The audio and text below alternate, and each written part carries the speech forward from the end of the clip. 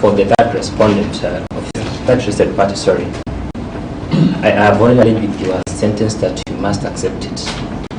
I think that should be qualified, my lord, because it is a high court like yourself, and our humble view is that that decision is not by you. My lord, it's only persuasive, and that is what we'll also be submitting, my lord, that decision is not binding on you. My lord, perhaps also to bring to context, I am aware that there is an appeal against that ruling. The Court of Appeal has certified that matter as urgent for hearing, and I believe the appellate court will be dealing with those issues more substantively. So, my lord, to that extent... Sorry, my lord? Has it been stayed? Not yet, my lord, but directions have been certified the application as urgent. So, my lord, to the extent that it is persuasive, we have no problem. You cannot accept it also without yourself digging into the whatever I can say, the merits or demerits of that. So you have stated, Council Kirimi, that you will also address this in your submission. Yes, my lord. Okay. So I'm not making a determination. If I may, my lord, yes. For the fifth interested party, yes. The name is Weru. Yes. On the part of the assembly, because that ruling in Weru was between the petitioner and the assembly, which was the respondent in that matter. Yes. Our position follows, my lord. Foremost, that ruling is not binding upon you. But even more fundamentally, my lord, yes, the petitioner brought the question or the issue of whether there was a conservatory order stopping or halting the impeachment motion before you for determination. Yes. So to the extent that, my lord, that issue is before determination, and parties have extensively submitted on that issue. Parties pleaded. Yes. We have replied. The county assembly has replied a very detailed replying affidavit. Yes. On the issue of whether there was a conservatory order. Yes. It remains before you, and it is perfectly open for you, my lord, because the petitioner brought to court. They did not disclose that that issue was before the High Court. Yes. It is perfectly open for you, my lord, to interrogate the tweet and file by parties, the submissions by the parties, and for you, my lord, to arrive at your own independent decision as to the question of whether there was a conservatory order. It is a live matter that is before you, my lord, and we will urge you to exercise your discretion on that question.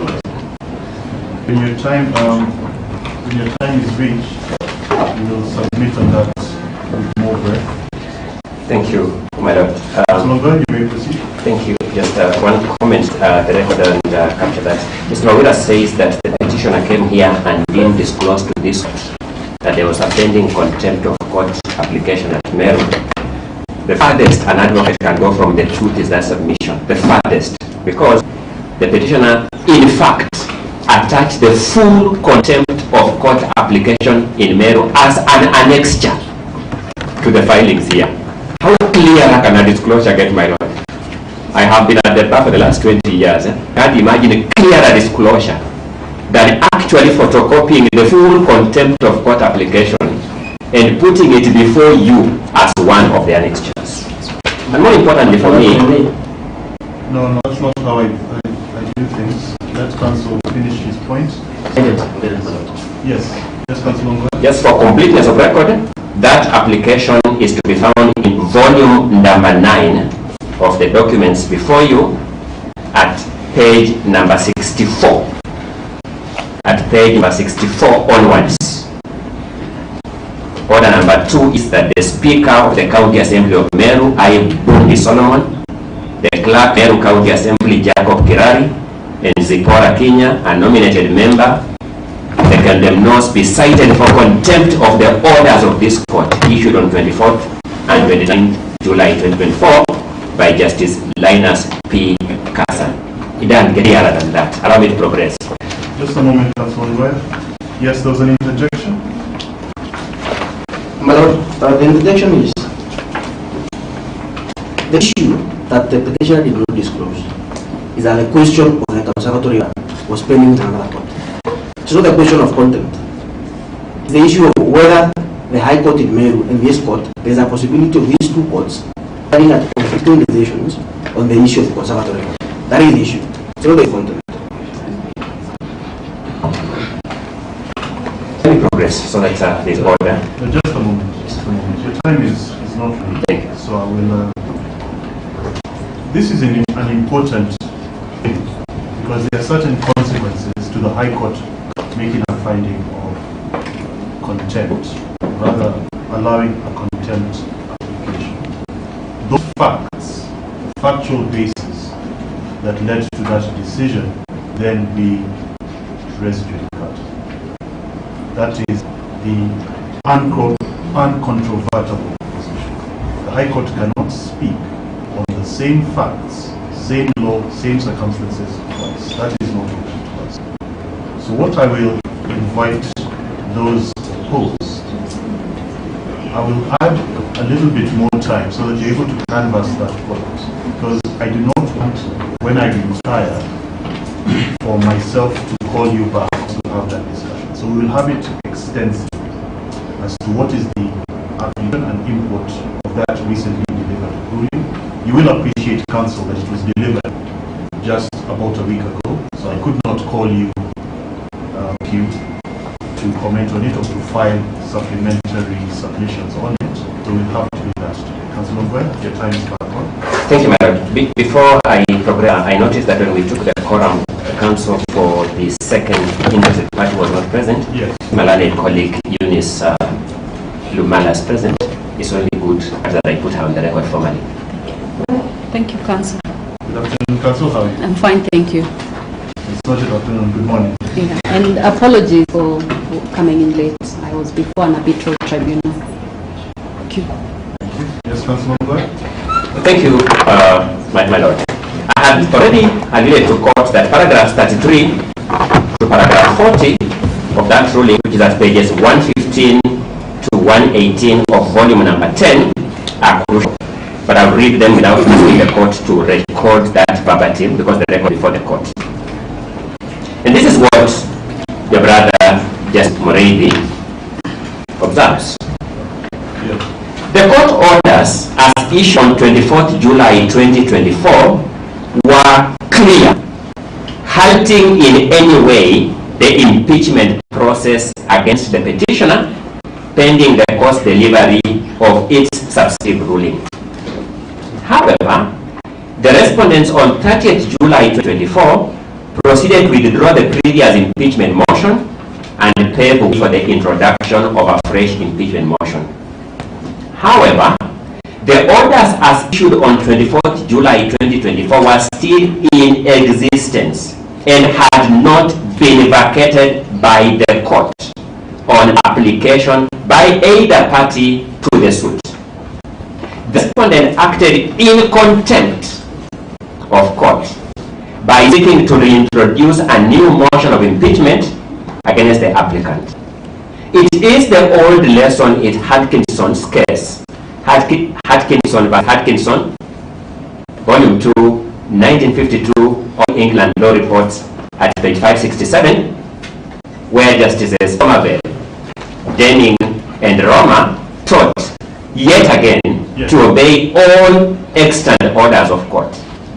Held by Somerville and Roma Lord Justices that it was the unqualified obligation of every person against or in respect of whom an order had been made by a court of competent jurisdiction to obey it unless and until the order was discharged.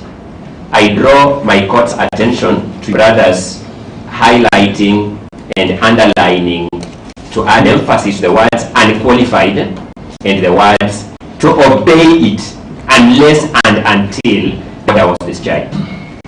Most unfortunately, the rule of law is still under threat close to a century later. The brother has just made a finding that the Assembly of Meru is a threat to the rule of law almost a century after the finding of Lord Justices Somerville. Circle back. Yes, my lord. Let's circle back. I think it is the preceding paragraph. Yes.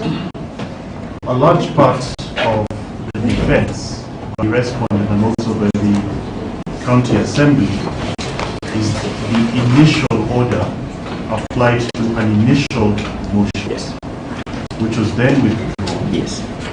and a motion was filed, and that led us to today. Yes. That finding, dated 13th February 2025, Yes.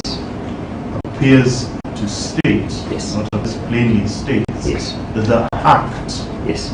of withdrawal Yes. and refiling was itself an act of contempt. Correct. Correct. My Just a Lord. moment. Yes. Just a moment. Yes. What is the fifth interested party's position on that? I pray that my time is paused. Yes, Thank you. that's fine. Your time was paused a long time.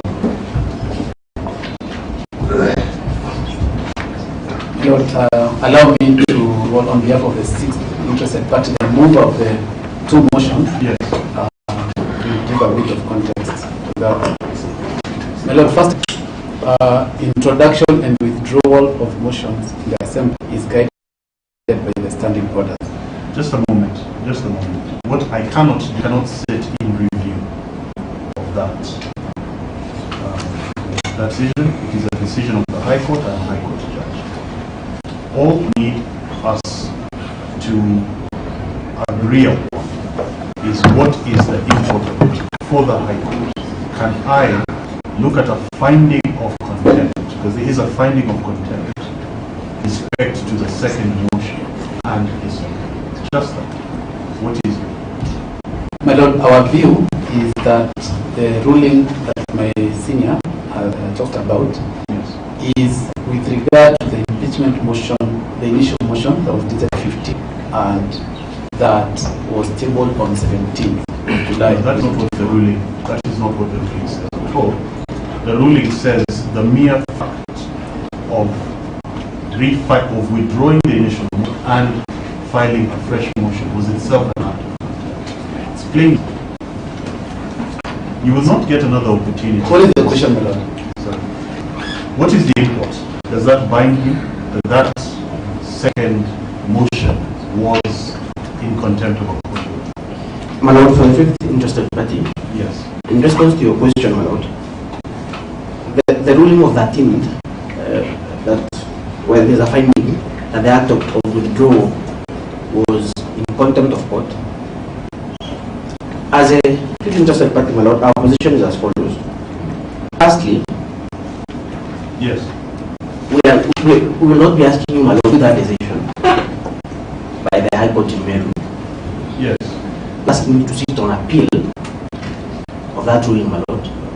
We are only saying that that ruling is not binding upon you, because this matter is before you for determination. And perhaps, my Lord, it might help that in our submissions and even in our replying affidavit, Yes. we contend that the petitioner has sustained two petitions, and that there are some aspects of this petition that are sub judice, the petition in Weru. That's that, my Lord, if a finding is made in Weru, the petitioner, by sustaining similar issues in these two petitions, is applying that decision here. And my Lord, she cannot benefit from that mischief. And that is why, my Lord, we are saying she has come to court with clean hands. That the High Court in Weru is seized of stars, which are equally seized with, my Lord. And this not before you for determination, my Lord. It's either the petitioner concedes that some of these issues are sub judice, Yes. or the court proceeds to determine these matters altogether, because these are matters that are before you for determination. Not review and not on appeal. Just a Determine moment. them afresh. Yes, ma'am. Just a moment. The reason why I am sorry, there's a handout. I don't know whether that. Your Lord, Zipporah, Kenya, the mover of the motion, Yes. and if I'm allowed, I can explain why I moved a second motion, and I can explain why I feel there were no court orders, Yes. if I'm allowed. Yes. Madam Zipporah, first of all, good morning. How are you? Good morning. You're represented by counsel. You you were joined as a district party separate from the assembly within which you serve. It would not be proper for me to open essentially a hearing by giving comments from yourself. However, what you can do, you can whisper into your counsel's ear and they can stand down. So, I stopped your time for 10 minutes. So I'll just My Lord, you mean? Yes. I was not done.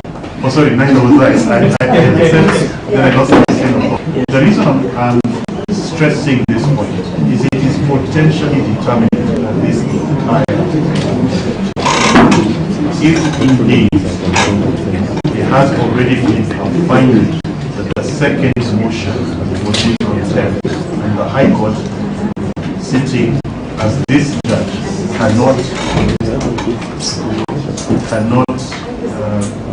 re-examine it, it would then potentially be determined in favor of one direction. Indeed, my Lord, I was not done addressing you. Yes. Perhaps my colleague, I'm appearing with Mr. Mbaya. You can address Yes. for the fifth interested. Yes, Mr. Mbaya? Yes, good morning, my Lord. My Lord, for the record, my name is Mbaya. Yes, good morning.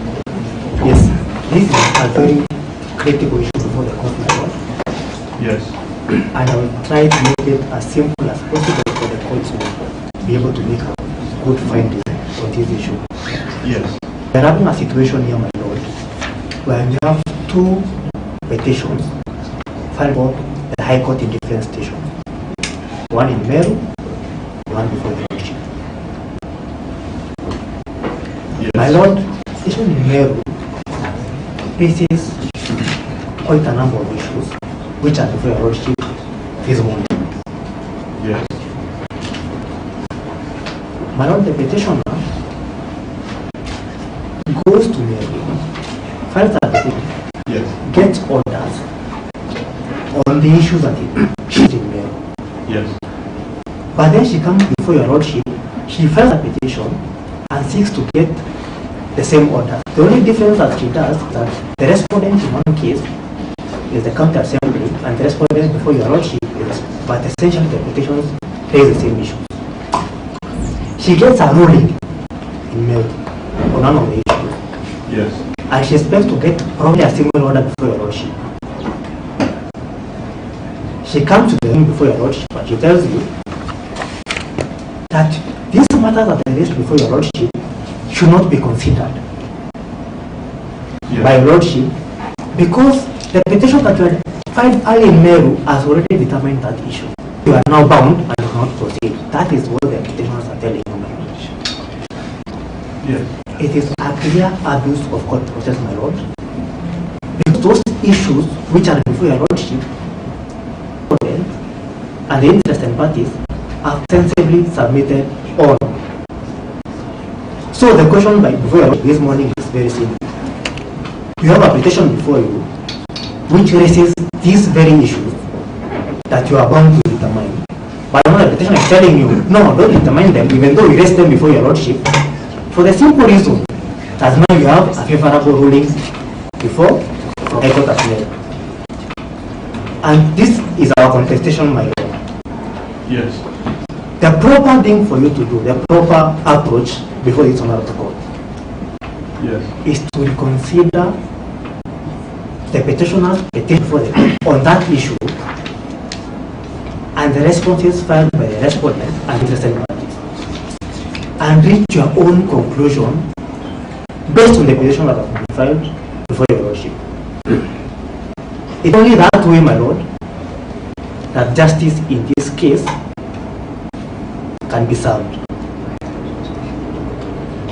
Alternatively, Lord, Yes. is for your Lordship to reach finding that the petitioner has acted an clean hand by sustaining two concurrent petitions before the same court in different stations with the hope that in one of those court stations she will get a favorable outcome. And therefore, because she has acted with unclean hands, my Lord, the proper thing for this court to do is to down its tools with regard to determining the allegation by the petitioner on that particular issue. Those are the only... Council Fire, just a moment. Yes, my lord. Sorry, interjecting. That other matter was between the petitioner and the county assembly. Yes, my lord. Were you in that matter? The county assembly was in that matter, my lord. Were these proceedings brought to the attention of my brother in law? No, my lord. Thank you. Mr. Ngoy?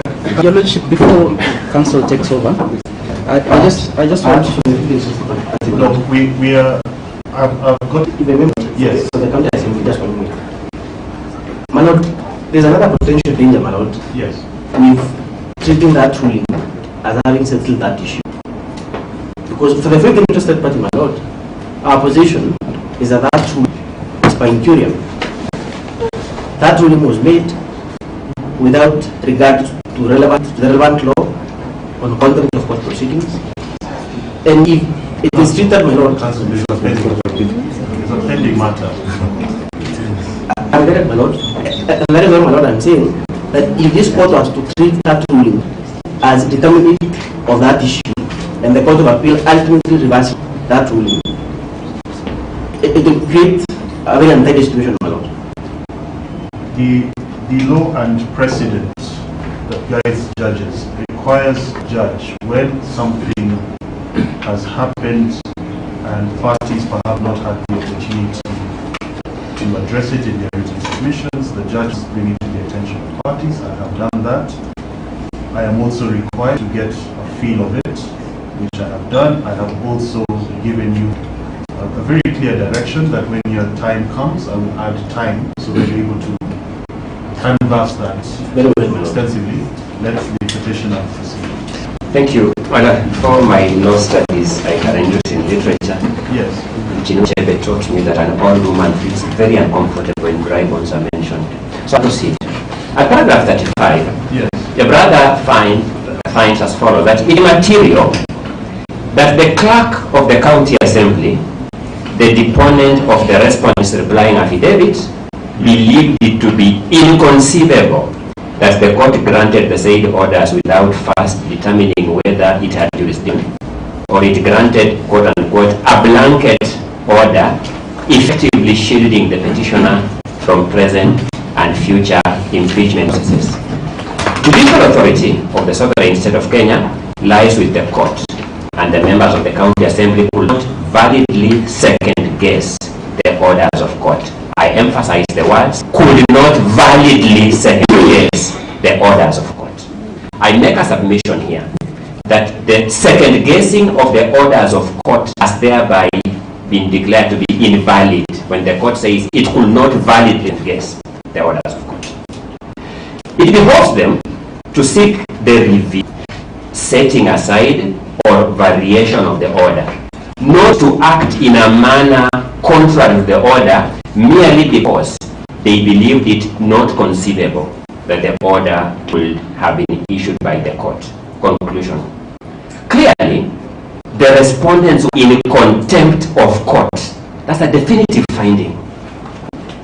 Withdraw a notice of impeachment against which orders have been issued by a court, and to introduce a fresh impeachment process outside the one subject of a court process in which the court has made injunctive relief, so as to defeat the effect of the court order, is similar to withdrawing a suit in which an order regarding certain conduct has been made, so as to defeat the said court order. It is a classical textbook case of disobedience of court orders, albeit in a crafty manner. It is gaming the system of rule of law that binds the three arms of government in mutual respect of separation of powers. My Lord, let me emphasize the fact that the gamers that the judge is referring to are the fourth interested party before you and the sixth interested party, Zipra Kenya. The court has described them in a formal ruling of as gamers. The deputy leader of the majority withdrew notice of motion for the removal of the office, for removal from the office of Governor County on 30th July 2024 and issued a fresh notice of motion for removal of Governor on 31st July 2024. For the record, my Lord, I just wish one day to know who advised the MCS to take these acts. I hope they were not long before this court. It's my sincere hope. With respect, the court did not purport or pretend to grant, as submitted by the respondents, immunity to the petitioner against the accountability mechanisms under Article 181 of the Constitution and 33 of the County Government Act. All the court did was to hold the status quo pending the inter-partes hearing and determination of the serious dispute presented by the petitioner in her petition. When the respondents proceeded with the process of impeachment of the petitioner, despite and indeed in spite of those orders, the respondents were in clear, unmitigated contempt of court. These are the findings of the High Court. The County Assembly of Meru was in clear, unmitigated contempt of court. If it were permissible to draw cases in which adverse orders have been made to avoid having to comply with the orders, no case would ever be heard to conclusion, as the suit will be withdrawn by the unsuccessful plaintiff or the injurious act abandoned and fresh wrongful act commenced by the debarred defendant whenever orders adverse to the party are made, and the respondent who stood to benefit from the orders will lose confidence in the system of justice. It will be a clear case of subversion of the rule of law and sabotage of the justice system, which the court cannot countenance. Orders. Accordingly, for the reasons set out above, the court makes the following orders on the application dated 1st August 2024. Number one, the respondents were guilty of contempt of court, and the appropriate relief within the meaning of Article 23(3) of the Constitution in this case against the named members of the County Assembly of Meru is a declaration that the respondent is in contempt of court, which the court hereby grants. Of course, the court proceeded to punish them as permitted law. To the factual question, was this impeachment process undertaken in violation of the orders of court that were valid and in force? The petitioner's simple and straightforward answer is as follows: yes. Why? Because a court of law has determined it. It is authoritatively determined by a court of competent jurisdiction that the interested party, the fifth interested party, and the sixth interested party are contemnors of court, and that they instituted and undertook impeachment of the petitioner in contempt of court. Yes. The respondent is established under our Constitution as an institution of checks and balances. The Senate exists as an institution of checks and balances. It is not for fun that the framers of our Constitution made impeachment of governors a 2-year process. The County Assembly and at the Senate. It was to ensure that each of these institutions acts as checkmates.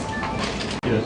It has been demonstrated factually, my Lord, that the respondent's attention was drawn to these orders of court, and the respondent chose to perpetuate, to compound that contempt, leaving only one question for determination. In view of this clear and unambiguous contempt, what are consequences? The answer is to be found in volume 10A, the case of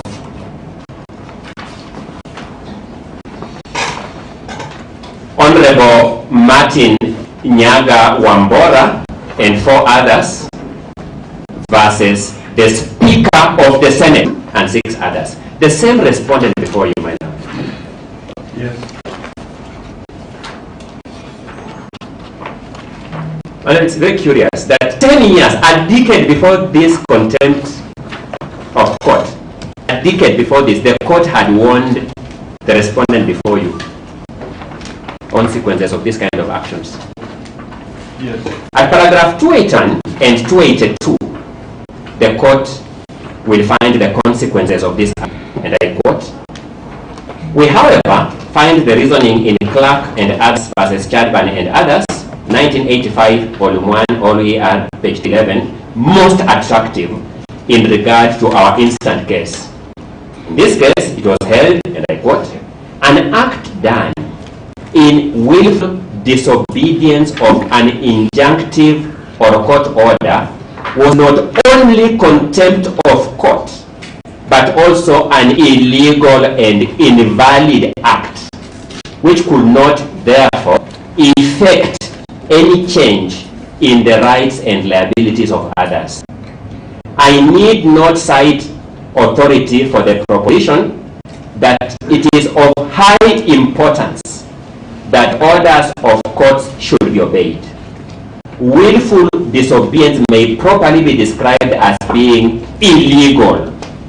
If by such disobedience the persons enjoined claim that they have validly effected some change in the rights and liabilities of others, as the respondent purported to effect, check in the status of the petitioner before you as governor of Meru County, I do not see why it should be said that although they are liable to penalties for contempt of court for doing what they did, which is what the court in Meru had done, nevertheless those acts were validly done. But the legal consequences of what has to be done in breach of the law may mainly be very much affected by illegality. It seems to me, on principle, that those who defy a prohibition ought not to be able to claim that the fruits of their defiance are good and not tainted with illegality that produced them, even if the defendants thought the injunction was properly obtained, just as counsel for the interested parties have tried to, they think that the order was improperly obtained, or too wide it stands that it provides no excuse for disobeying. The remedy is to vary or discharge it. We are in agreement with the above authorities to the effect that anything done in disobedience of court orders is null and void ab initio, and it is a nullity in law. Therefore, the sixth respondent, having proceeded to pass a resolution for the removal of the first petitioner from office in defiance of court order, means that the resolution was a nullity. It is like that the resolution was never passed in the first place. In the circumstances, there was no valid resolution which could have been forwarded to the Speaker of the Senate for action under Section 33(2) of the Act. The subsequent actions of Senate are a nullity, including the decision to remove the first petitioner from office. These are the kind of cases, my lord, that counsel may pause and say are on all fours with the facts and the circumstances before you. In a proper system of legal practice, counsel for the respondent and the affected interested parties would now have sought out the petitioner for an appropriate consent to this matter. But we are where we are. You have to do duty. In concluding on this question, Yes. we submit that the petition before you can very well be disposed of on that issue alone. that issue affects the entire petition, even without going to other process and merit review issues. I'll therefore take just the next 5 minutes to submit on the other 2 issues, then invite my learned colleague, Mr. Mutuma.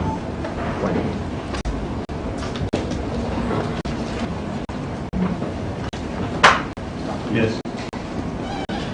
And on the question whether the Senate proceeded with matters that were sub judice, again, I'll just make a simple reference to volume 1A of the petitioner's document, in particular at page 342.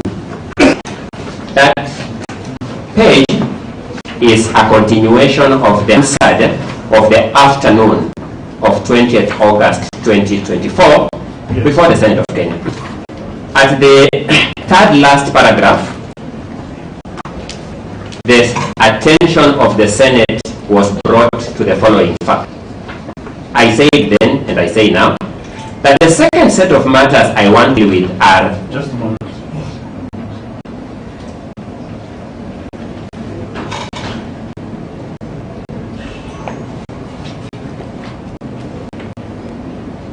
Yes, the second set of matters I want to deal with. The second set of matters I want to deal with are pending active litigation in court as we stand here today.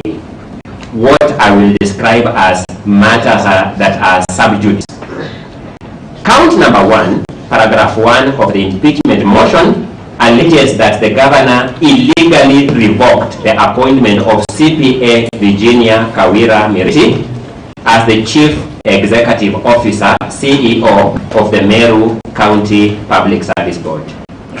Distinguished senators, it is not in dispute that this matter is pending active litigation at Meru Employment and Labor Relations Court, case number E002 of 2024, CPA Virginia Kawira Miriti versus the Governor, Meru County.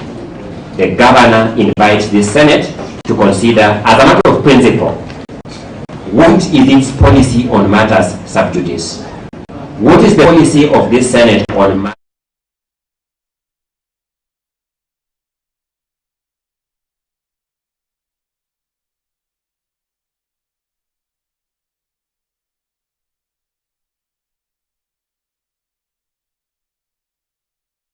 which the pending matter existing was drawn to the attention of the Senate, and the Senate could not plead ignorance on having proceeded with that matter that was pending for law. Evidence of the pendency of that case has been laid in volume 2 of the governor's documents at page 14. Another matter the governor wants you to apply the same mind on, matters that are actively in court, is what I referred to earlier as count 1, paragraph 4, on the alleged dismissal of Dr. Ntoiti, Paul Maki, Kenneth Mbaye, and Joseph Kithure Mberia. Madam Temporary Speaker, in addition to the fact that this is a matter that this Senate has already applied its mind on, Mr. Mutuma will submit on that issue that this same fact involving these same people, involving this same transaction, had been a subject of impeachment in November 2023, and the governor had acquitted of that fact. The same fact involving the same people, this transaction, is brought to the Senate in August 2024, and the governor is convicted. Mr. Mutuma will deal with that aspect of this limb later on in our submissions. So I proceeded that not in dispute that this matter has been and continues to be in active litigation. This matter went to court as Meru Employment and Labor Relations Court petition number 1 of 2022 and is now pending appeal. Evidence of the pendency of that appeal process is at page 71, volume 1B of the governor's documents. Again, my lord, the Senate had its attention specifically drawn to the pendency of this matter before a court of law. With tremendous humility, I invite this House to take this as a question of principle. what is the legal policy of this Senate on matters that are actively pending in our courts, such as paragraph 4, count number 1 of this impeachment motion. If you look at ground number 2, paragraph 6, and ground 8, paragraph 11 of the impeachment motion in the County Assembly's documents, volume 1, this matter relates to the case of Wari Daniel Mudiani alias Sniper and the contributions towards his family and the role connection of Kian Crispas Manyara as an accused person in that matter. The County Assembly at volume number 2 of its documents at page 429 has supplied this court with the charge sheet of that murder case. I beseech you, distinguished senators, again make a principled decision in a matter such as this, where the County Assembly, by its own documents, admits that it is a matter pending active in our High Court. What is the policy of the Senate towards matters such as those? In some words, the Senate's attention was clearly drawn to matters such as this. Standing Order number 103, the Senate Standing Orders, prohibits members from discussing matters in issue directly and substantially before a court of competent jurisdiction. From discussing matters that are in issue directly, substantially before a court of competent jurisdiction. That's the Senate's own standing orders. In our case, the respondent before you allowed discussion of these matters and resolution on these matters to the detriment of the petitioner, in violation of the Senate's own rules. yes. We urge that motion is for allowing on that ground again. Finally, on the question of fair trial, the factual basis will come out later when we play the video clips. At the tail end of the Senate trial, the petitioner was entitled to address the Senate before a resolution was passed. The petitioner in person was allowed to stand and address the Senate before a resolution was passed. Senate broke into pandemonium. The decision maker himself broke into pandemonium. There was complete disorder, as my Lord will get from the answer that is before you. There was complete disorder. As a consequence, the Senate itself prevented the governor from addressing out of its own pandemonium. Yes. If this court were to give me permission to address it as it has done now, they don't break into pandemonium itself. No involvement of the governor at all. The Senate itself, members of the Senate themselves. The video clips will show a very shameful development. At page 4 of the Hansard at volume 1A,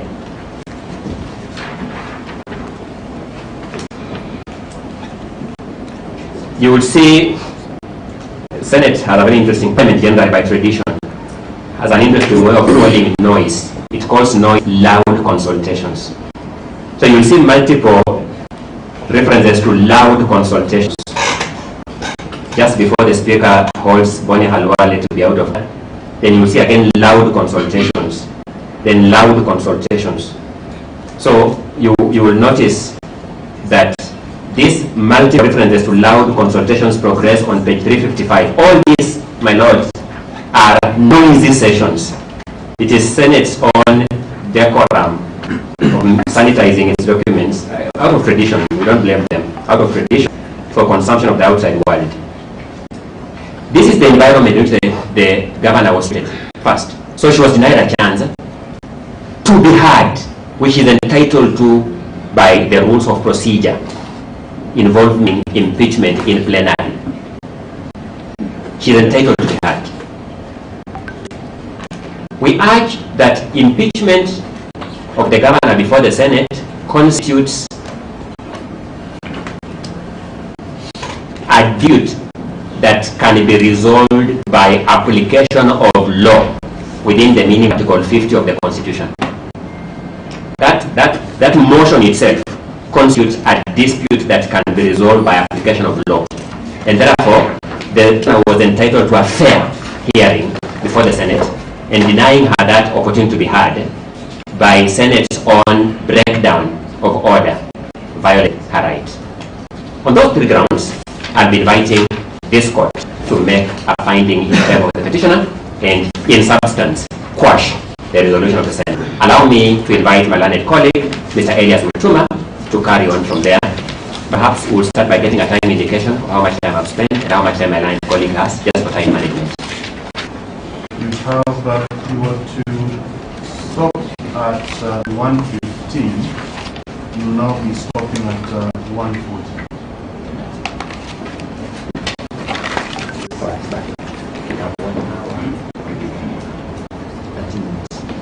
But remember, Councilor Mutuma, you have video that you said is about 40 minutes.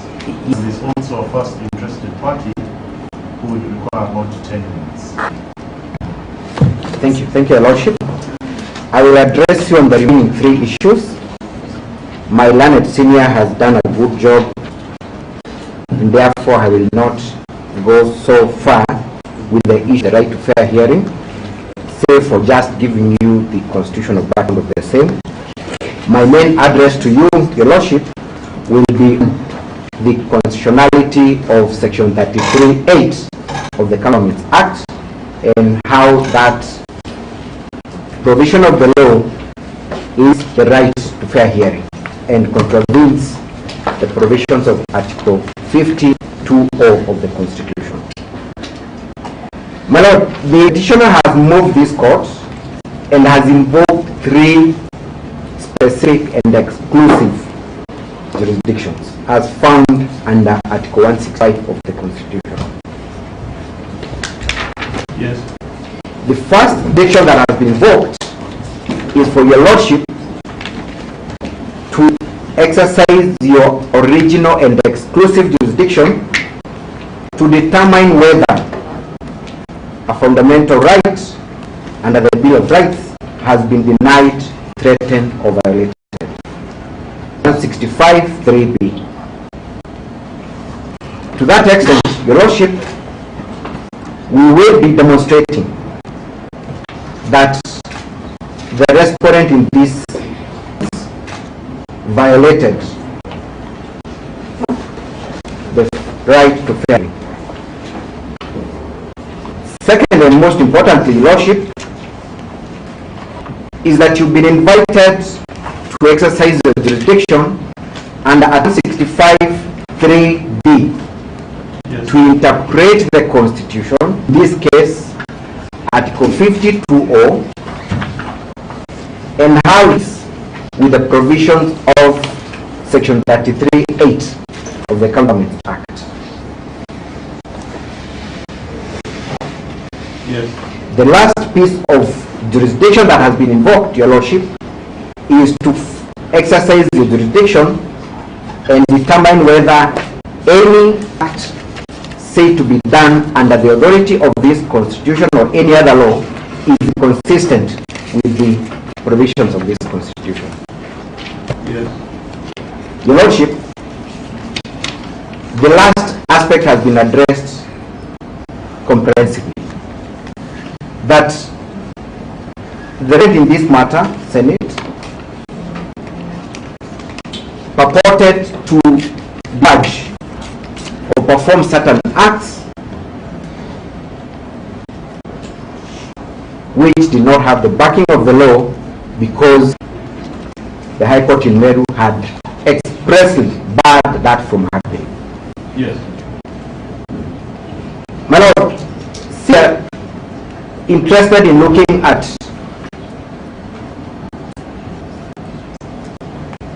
a determination on the question of whether a right violated, Allow me go quickly to Article 19 of the Constitution.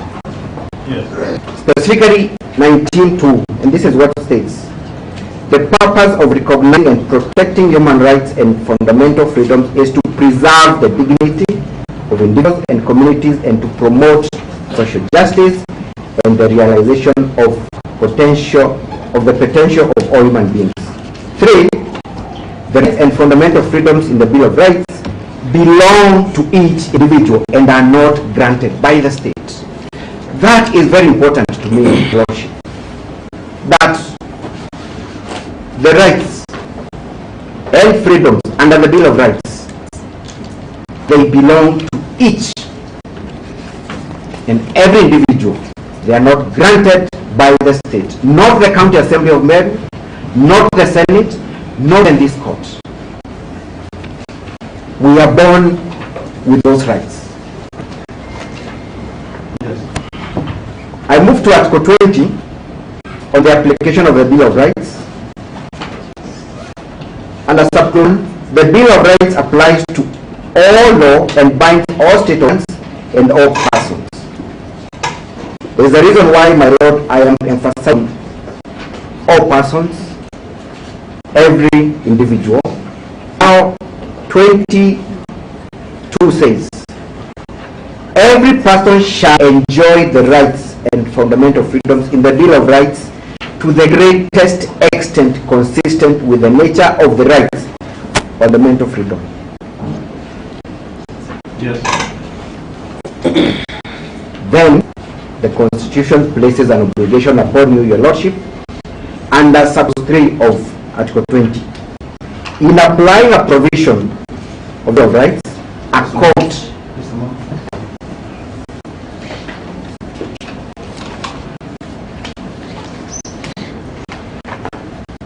in applying a provision of the Bill of Rights, a court shall, I jump to 3B, adopt an interpretation that most favors the enforcement of a right of fundamental freedom. 4. Interpreting the Bill of Rights, a court or tribunal or any other authority shall promote the values that underlie an open and democratic society based on human dignity, equality, equity, and freedom.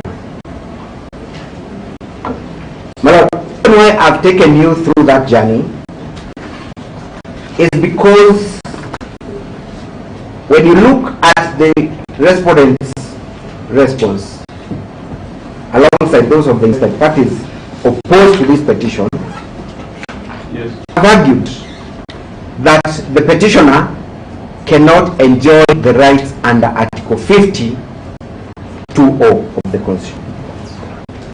That is what they will stand to tell you. Lord, Article 19 and 20 talks about every person. The petitioner certainly a person. Yes. The very specific article start by stating the following. My Lord, Article 50O. It says, every 52 of Your Lordship, every accused person has a right to a fair trial, Every accused person has a right to a fair trial, which includes, straight I jump to O, not to be tried for an offense in respect of an act or omission for which the accused person has previously been either acquitted or convicted of. Very clear and plain English.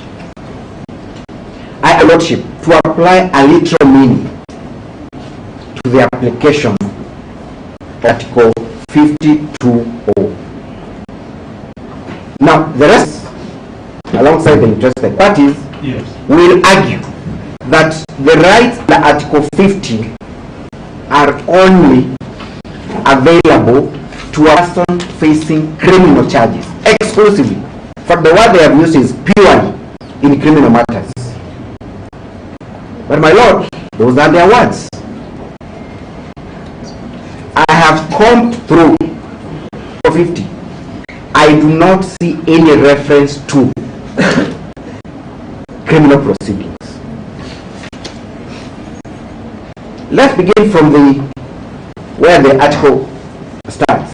Every person, Your Lordship.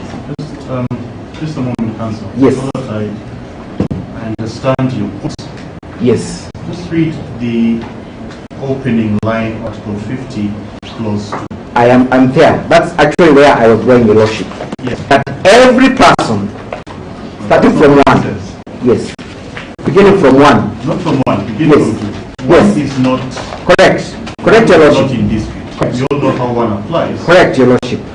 Yes. Every accused person has the right to a fair trial, which includes. The instructive words there is every accused person Yes. has to a fair trial. So the person to whom Article 50 applies, number one, must have been accused.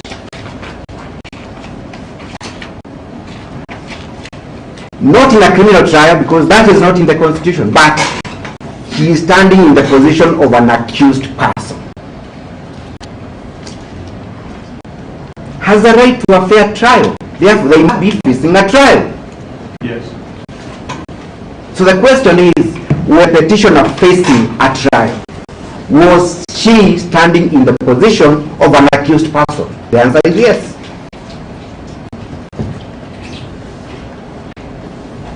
Your Lordship, there's a reason why Article 19 says, in your interpretation, you must give benefit to the person who alleges the right has been violated, so that they must enjoy that right to the greatest extent possible. Yes. There is a reason that's why that provision appears. My Lord, I have no time to go through the Hansard. But when you look at the mode of operation of the Senate, is that the governor, the petitioner in this case, is required, number one, to plead to the charges in person. If she pleads guilty, and guilty is a term that we all know is applicable in a criminal trial or even a quasi-criminal trial. Just a moment.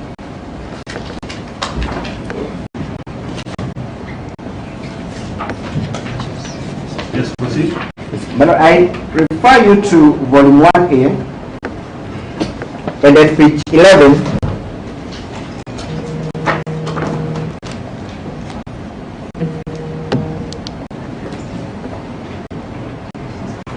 All the way. Hello, are you with me? Yes. The charges against you as received from the County Assembly of Meru are Correct. as follows. Yes. Yes. So petitioner is required to plead. Charges are read to her. The particulars of offense are read to her, and she is required to plead guilty or not. Should she plead guilty, end of the case, she is convicted. A verdict is rendered. If she pleads not guilty, a trial commences. And what is the nature of this trial, Your Lordship? It is a replica of what transpires in a criminal setup, criminal proceeding setup, complete with the prosecution on one side and defense on the other. Complete with examination in chief, cross-examination, and re-examination. Yes. So the literal and plain meaning of Article 52, Your Lordship, is that that right is available to a person who has been accused and a person facing trial. There is no doubt in our minds, Your Lordship. and there should not be any. Yes, Your Lord. Just so that I record this. Yes. Page 12, the of the Senate. It's about the third. Sorry, it's 1, 2, 3, 4, 5, 6 paragraphs from the bottom, just below Roman numeral 4. Yes. Just please read that. Yes. Honorable Kurina Mwangaza, how do you plead to the 3 charges? Guilty or not guilty? The governor in response states, not guilty. So it's the petitioner's submission that the Senate's use of that nomenclature makes it invites Article 50 Clause 2O. Indeed, in that it So if presents, the civil court yes, used that nomenclature, yes. would it then also apply? Madam, I was very clear from you. Yes. Article 52 is not only applicable to a person facing criminal charges exclusively. Let's look at Article 52. Let's take H. Yes, yes. Article 50 clause paragraph H. Yes. Please read it out. To have an advocate assigned to the accused person by the state and at state expense if substantial injustice would otherwise result, and to be informed of this right promptly. Where does this occur? This, Your Lordship, will occur in my experience of a practice in murder cases. The state will provide counsel. This right is read out in criminal proceedings. Indeed, Your Lordship. My point is this, Your Lordship. Yes. That the application of Article 52 is both to criminal cases and any other person facing a trial who has been accused of certain violation and who has a personal consequence of the outcome. Yes, please proceed. Indeed, Your Lordship, inasmuch as you're seated in a civil matter today, if there is contempt of court, inasmuch as this court is not a criminal court conducting a trial, it will invoke Article 50 in sentencing or in taking the necessary action against the contempt law. And that, like in the case of Meru. So it cannot then be said that Article 50 can only apply to people facing criminal trials. If the framers of the Constitution wanted Article 50 to purely apply to criminal cases, they would have said so in this provision. Yes. The choice of the here, Your Lordship, is deliberate by the framers of the Constitution. And just to confirm the point, Your Lordship, when you go to Article 50, it says every person has a right to have any dispute that can be resolved by the application of the law decided in a fair and public hearing before a court, one, if appropriate, another independent and impartial tribunal or body. So it was clear in the mind of the framers that there are people who will be facing trials, not criminal, and they will need to enjoy the right to fair hearing. So that I understand your submission, so some of the rights in Article 50 Clause 2 would necessarily be purely for criminal. Absolutely. Some would apply. Absolutely, Your Lordship. But the fact that some purely apply to criminal does not take away the right of other people facing trial to enjoy those rights. I've understood that. Thank you, Your Lordship. Your Lordship, Article 24 and 25 of the Constitution. 25. I begin 25, Your Lordship. I'm actually interested in 25. Despite any provision in this constitution, the following rights and fundamental freedoms shall not be limited. Shall not be limited. One of those rights is the right to a fair trial. So when then the respondents argue and invite you to limit the right to fair trial of the petitioner are provided for under Article 50(2)(0), they are in essence inviting you to violate Article 25 of the Constitution.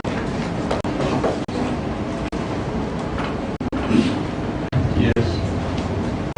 Therefore, Your Lordship, when Section 33(8) is enacted and purports to take away the right as expressly provided for under Article 52(0), then the provisions of Article 2 must kick in. The supremacy of this Constitution, Article 2(4), any law, including customary law, that is inconsistent with this Constitution is void to the extent of the inconsistency. And any act or omission is in contravention of this Constitution to be invalid. My Lord, we are in agreement that the Constitution is the soul of the land. It is the grand norm. Yes.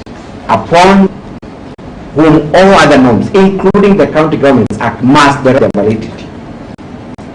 Therefore, Section 33(8) must be declared unconstitutional by Your Lordship invoking your powers under Article 165 to declare it inconsistent with Article 52(0) of the Constitution.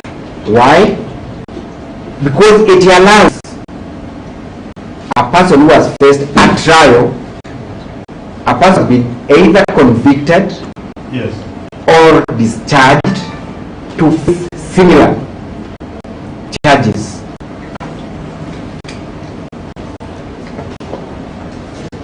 And now I move to the factual issue of that argument, Your Lordship. Let's look at the charges that the petitioner was facing.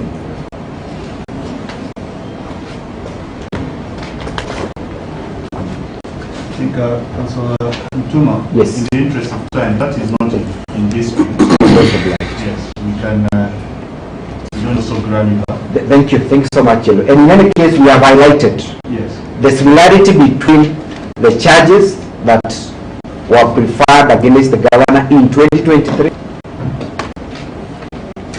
and those that were preferred against her in 2024. Most importantly, there has not been a denial from the respondents that indeed some of the charges that were preferred in 2023 were the same charges based on the same evidence that were brought here later. Surely, Your Lordship, there is a reason why the rule against double jeopardy exists. It prevents an abuse of the legal process, which is exactly what the County Assembly of Weru is doing, taking advantage of an inconsistent section of Section 33(8) to drag the petitioner in a court process, rather in a trial process, even after she has been found not guilty of the charge. Having dispensed with that issue, then, Your Lordship, allow me move to the right to fair trial as contravened by the respondents.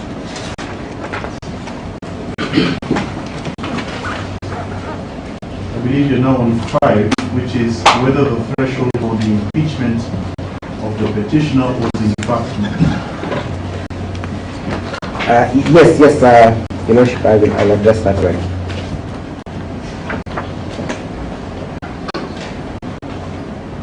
Your Lordship, we have already established that the right to fair trial is non-derogable. It cannot be limited. I also wish to submit, Your Lordship, that that right is continuous. Right from when charges are being drafted to when the final verdict is made. Yes. Again, Your Lordship, go back to Article 50.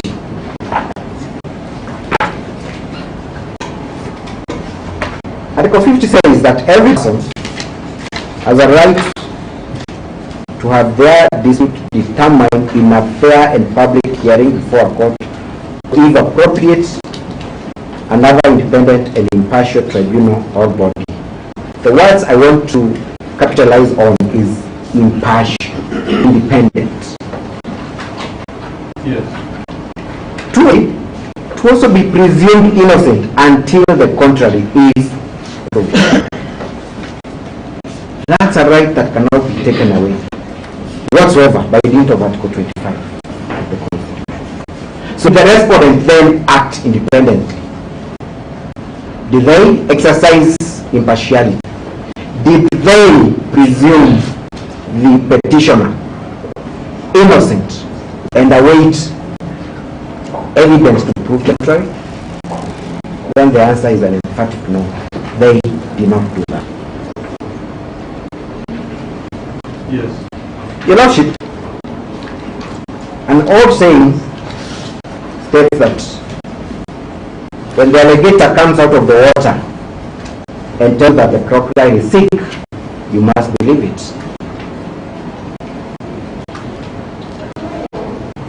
Yes. The alligator has come out of the water, Your Lordship, and has come to tell us what we did at the Senate was a sham, was a mockery. We were under pressure. We needed to do this and get away with it. Yes. Why should we not believe them? That question. Yes. Your Lordship, on the issue of presumption of innocence, if Your Lordship today we would find a draft copy of a judgment in respect of this matter in your file, would you be saying impartial? Could you be said to be sitting here to determine this matter on merit? The answer again is no. Your Lordship, it is not in dispute, and I will not be able to go to the factual basis of that voting at the Senate took place. Last count. Yes. A vote taken on 21st of August 2024. That is not indeed. Yes. But before that resolution, Your Lordship, I want to refer you to Volume 1B, 610.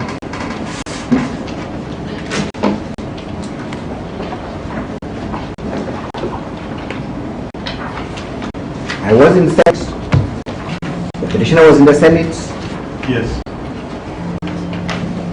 and maybe my word does not mean anything, but let's just look before I place your finger on 6, Your Lordship. I want you to kindly move to Volume A, page 365. 367, sorry. We are at 610. Let's proceed to 367, 1A. Mine is my volume, oh, you said 1A. 1A, Your Lordship. So we have 367. 367.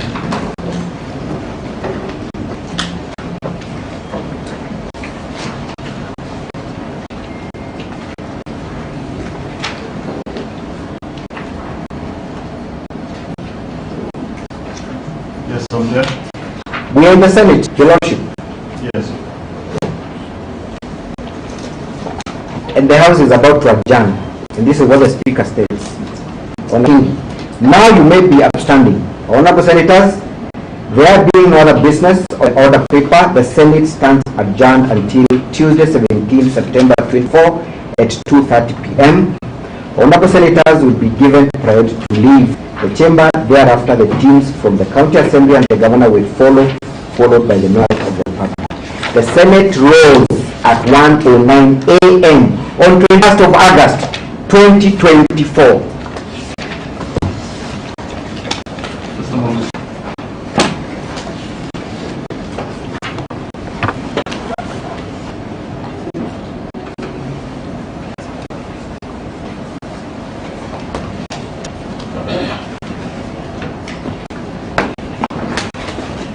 Yes, proceed.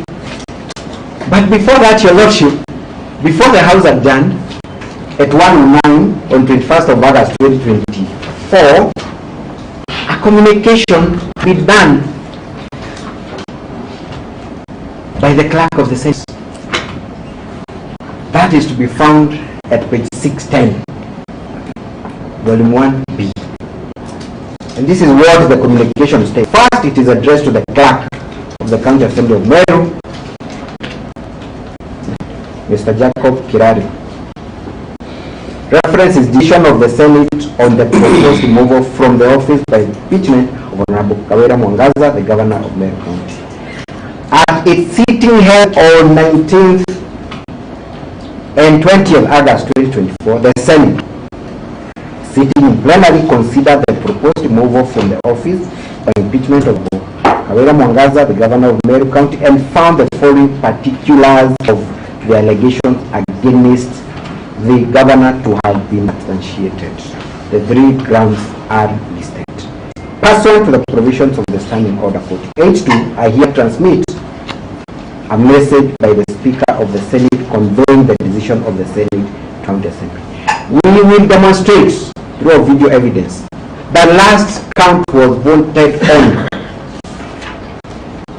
on 21st of August 2024 at 12:55. Yes. And I'm referring, Your Lordship, to BK M9 that appears on the same volume, page 639.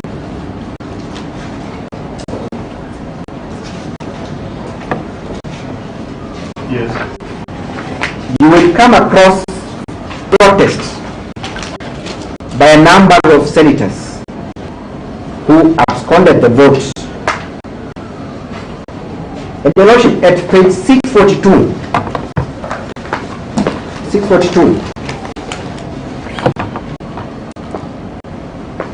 these are protest letter by 15 senators present.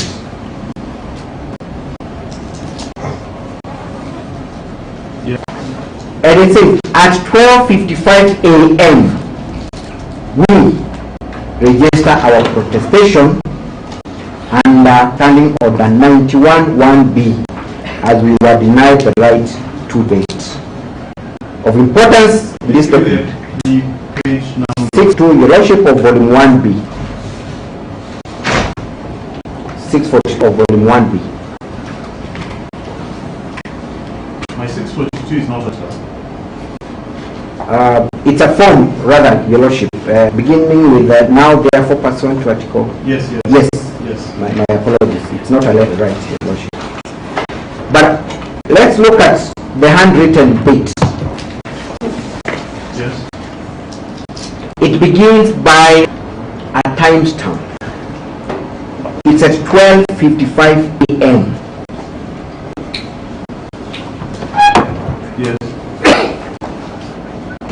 In fact, better still, Your Lordship, because this document was pulled directly from the system. On the top right, there is a timestamp, in case anyone argues that this was concocted. And I clearly see 2024 08/21 at 00:43 hours. this is the Senate's own system. I had not come across. Yes. Hear that objection. Just for the record, Yes. we object to that document in its entirety, but I feel it will be better to address it at an opportune time when we are responding to the issues raised. I'm fairly certain we had case management in this matter. Quite lengthy case management.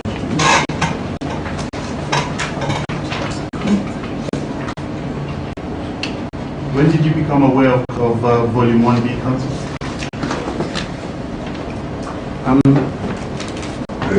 Your Lordship, When was it served on?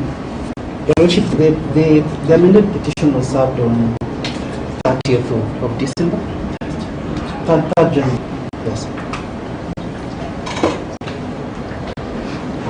I'll reserve that objection. I've heard the objection. We will canvass it during your time. Thank you, Your Lordship. In any case, just to address that issue, Your Lordship, nothing prevented the respondent, who is the custodian of this very document, to produce a document to counter what we have produced. Now, they have the originals, they have them in their custody. I would have expected counsel to produce a counter document to say it is not 0043 hours. That has not been. That benefit must be given to the petitioner. So that what turns on the time? Your Lordship, what turns on is this? Yes. The communication with the clerk and the speaker of the Senate Yes. had a predetermined decision that was prepared, drafted, and signed in anticipation of their.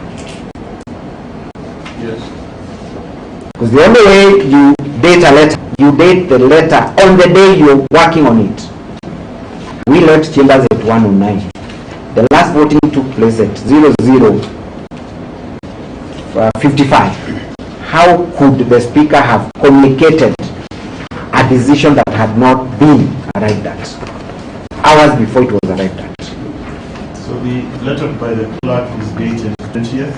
Correct. The voting takes place shortly after midnight on 21st. Yes. Yes. So, to that extent, Your Lordship, we cannot then argue that there was a presumption of innocence as required Article 52A of the Constitution. There was a predetermined. On the last issue, Your Lordship, of what I say I have less than 40 minutes. Yes.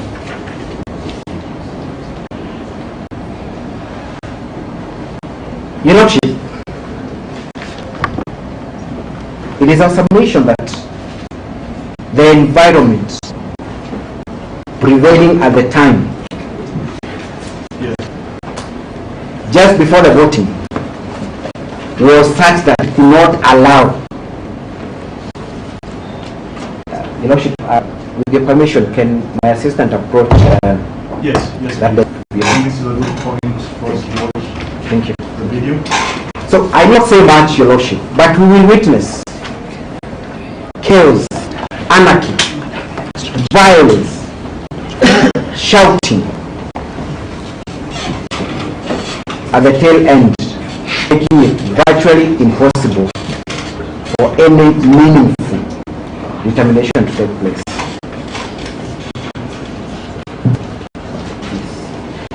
Your Lordship, as they sort out the technicals, Yes. not only did the clerk and the speaker communicate to the county assembly of a decision that was yet to be made, but the speaker equally sent for publication of the resolution of the Senate hours before the determination was made.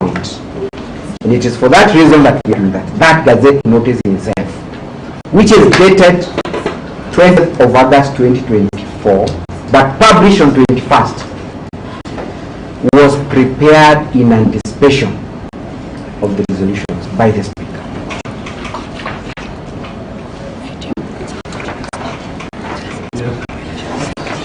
Your Lordship, just for the record, we are also objecting to that, but we will submit on it at length. Actually, the videos, Your Lordship. The nature of an objection to a video should come before it is played. So let me hear your objection.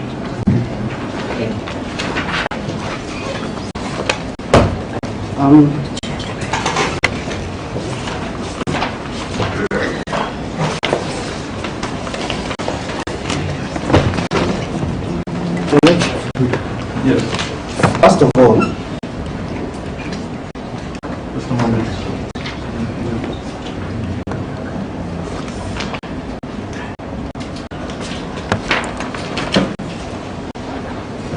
I hope my time is present, Your Lordship. Yes, it is. Thank you.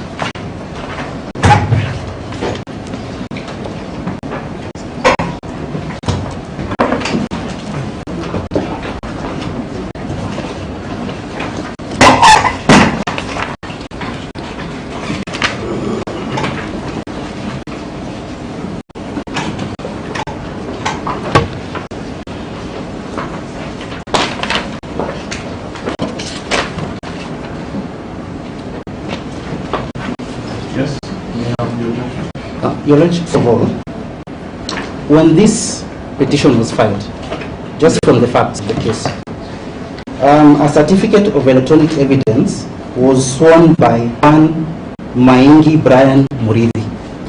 Yes. That certificate, it's actually an affidavit, Your Lordship.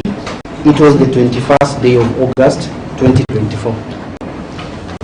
Your Lordship, subsequently you leave for the petitioner to file an amended petition together with any other documents that they wish to rely upon for purposes of that petition, Your Lordship. Now, Your Lordship, subsequently we were served with the amended petition together with all the documents that they seek to rely on. The Lordship, when I was going through the documents, I found out, or rather I discovered, there's some discrepancies in terms of the certificate of electronic evidence, Your Lordship. These I raised in my submissions, Your Lordship. My submissions are dated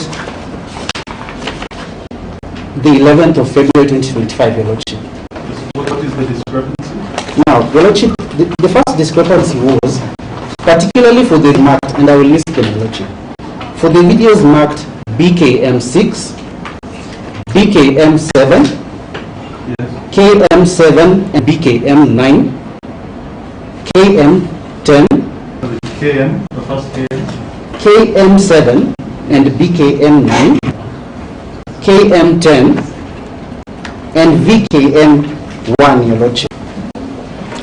I raised the issue, Your Lordship, in my submissions that the certificate produced therewith is defective and not compliant with Section 106 of the Evidence Act. Yes. The section, Your Lordship, gives clear details or clear provisions of what a certificate contains, including the evidence that they seek to rely upon, Your Lordship. Now, subsequently, after my submissions, on Tuesday, Your Lordship, Yes. I am served with other certificate by the same Brian Maingi Murithi. And Your Lordship, this certificate is in essence attempting to cure the issues I have raised in the submissions, Your Lordship. Your Lordship can confirm from CTS when that certificate was filed, sorry. That was on Tuesday, Your Lordship. So, Your Lordship, at the very least, even just from the factual basis, without even going into everything, there needs to be a reciprocity between colleagues in profession. We cannot operate like this, Your Lordship. I can't file submissions raising issues and you simply serve me with a certificate and you say it's enough. So then the videos that are sought to be produced, in fact, Your Lordship, the ones that have been added are in red. And I'm referring to the certificate by Muridi.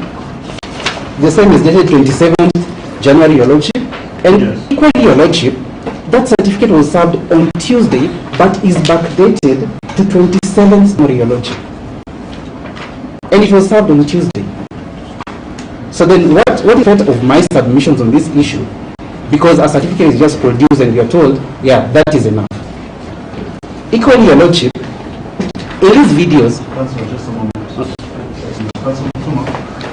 Yes. What is your response? Let my senior address you on that issue. Just a moment. Let's take it limb by limb.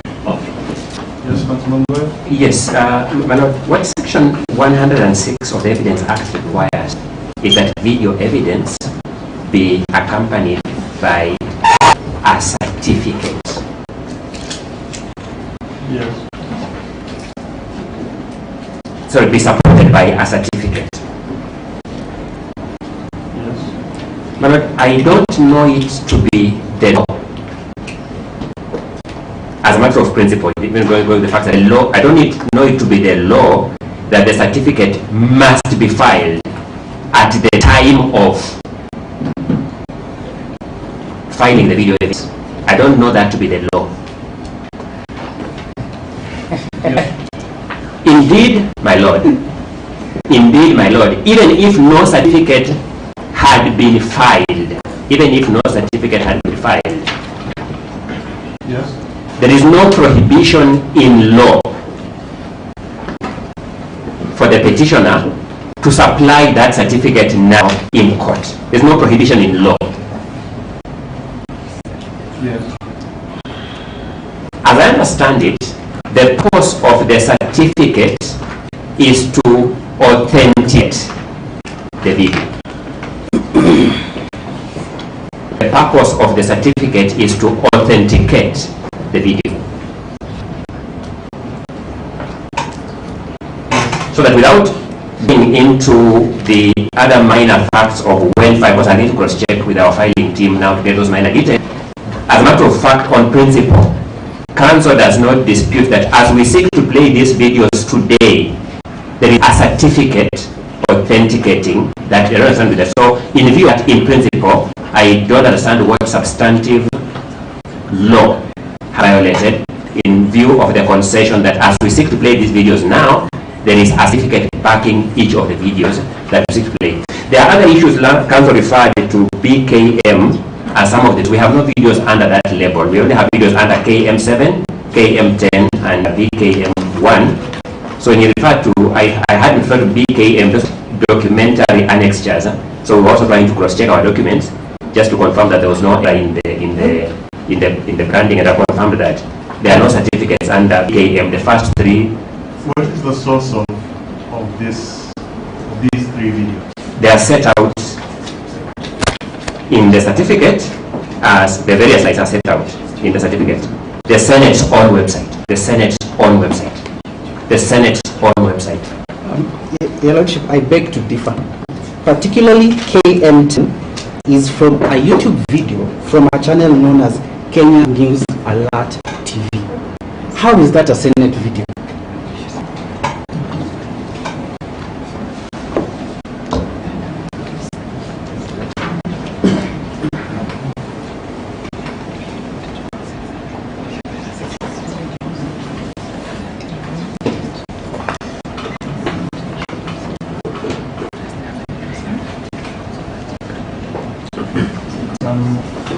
Left my laptop. Does someone have a copy of the two certificates? Did not be printed from my file. Yes. If you look at volume number 9,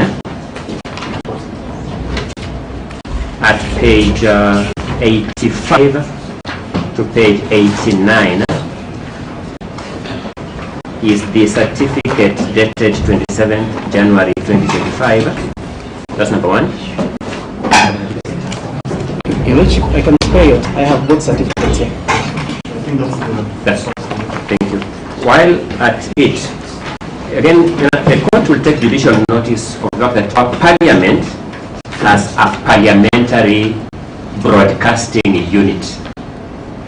To my knowledge, and since counsel is with parliament, he can verify facts if the contrary, is that broadcasts from parliament come through the parliamentary broadcasting unit. That's the primary source of all broadcasts of parliament. Yes. And number three, and more importantly, if there was any material discrepancy in the content of the video, material substantive, since the parliamentary broadcasting unit under the control of the respondent is the primary broadcaster and primary repository of all these broadcasts, nothing was easier than then bring us another video showing that here is the authentic video from the unit and here is how. Just a moment, Councilor. Just a moment. Is there attempt to the authenticity of the videos? Your Lordship, particularly the video VKM10, which is and maybe that's the one they were going to play. But Your Lordship, I don't know if I should keep objecting to the videos as they go or I just raise them all. Well, let's sort this out at this juncture. I don't have a VKM referred to in the affidavit that you've handed. Sorry, the certificate you've handed. Oh, sorry. The one dated 27th January 2025. Your Lordship, sorry, it's KM10. M10. VKM1, KM10, yes? Yes. What is wrong with KM10? Your Lordship, this video is from an unknown account called Kenya News Alerts TV, Your Lordship. Even if I don't give another video to controvert that, Your Lordship, who is Kenya News Alerts TV? Can we call them here and examine them about where they got this content, Your Lordship? It must is the law, or should we ask counsel? So your objection is for V10? You have a problem with VM1 and KM7? Yes, Your Lordship. So I've had you on KM10, VKM1. Your Lordship, this one was not even accessible. Let's even begin the basic. It was not accessible, Your Lordship. VKM1.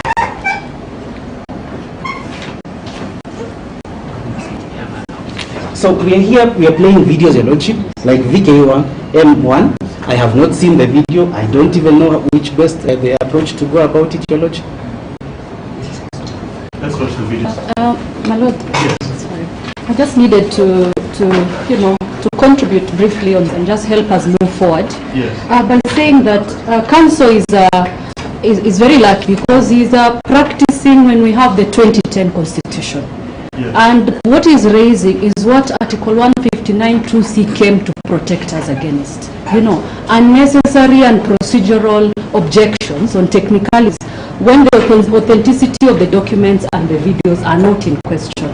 It was served by the petitioners in December or early January, stopped him from sending any requests or saying, counsel, my video is not starting. So basically, let's proceed so that he's given an opportunity to submit on those videos when they are being seen. Otherwise, let's not bring in technicalities that don't go to the substance of this matter. Thank you. Let's watch the videos. Let's begin with... I think you've got us out. We had an objection to the issue of the videos. Yes. A different limb altogether from what Mr. Mukele has raised. Yes. And if you allow me, Your Lordship, yes. we took directions on the 18th of December on how we shall sit today. Yes. Those directions were very categorical. We shall proceed by way of highlighting submissions. Yes. My Lord, I'm appealed to find a section in the Evidence Act that says that during highlighting of submissions, you can play videos. To my understanding, Your Lordship, that amounts to adducing evidence. It amounts to calling a witness to speak to the video, so that then we can test the veracity or the authenticity of that particular evidence that is being portrayed in the video. My Lord, that was not the intention that we had when we gave directions on the 18th of December as to how we shall today. My Lord, as if that is not Just a enough. moment. Just a moment. Councillor Weru, on that point. Yes, very briefly. We are proceeding on affidavits. The affidavits have annexures. Where the annexures are written texts, like the Hansards in the letters, we read out as we have been doing. Where the annexes are videos, how else do you access videos? You will see them. The contrary is more unjust. That is why we don't play these videos, but because it's evidence, the court goes and plays them without the benefit of the party's comment or objection.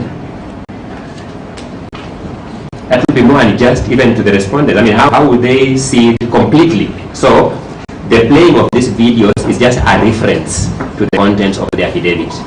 The affidavit says, on this day there was pandemonium, evidence of that pandemonium is in this video. So we are not going outside affidavit evidence. We are actually just referring to the material in the affidavit evidence. My Lord, please plead with the learned colleagues to allow us to proceed with this hearing. We know why we fear these videos, we have no doubt about it, but it's in the nature of a trial. Some parts of a case are just available to you, and you live with it. You can't run away from it. Please allow us to proceed with the hearing. My Lord, if I may clarify an issue before the court, just a little. On the issue of Section 103 of the Evidence Act and admissibility of video there, you know. My Lord, I refer you to the case of Republic versus Barisa Wayu Matugunda. My Lord, it's a 2011 which interprets Section 106B and how party comply with the same. My Lord, the court said very clearly that this provision makes it abundantly clear that electronic evidence to be deemed admissible, it must be accompanied by a certificate in terms of Section 106B. The question before the court, my Lord, is whether that evidence was accompanied by that certificate of electronic record. The petitioner has admitted that it was not accompanied by the same. They only filed it after it was raised by the Speaker of the Senate. If the therefore, my Lord, it cannot be admitted before the court. It can be discharged by ambush, and the same thing should be discharged from the record, my Lord.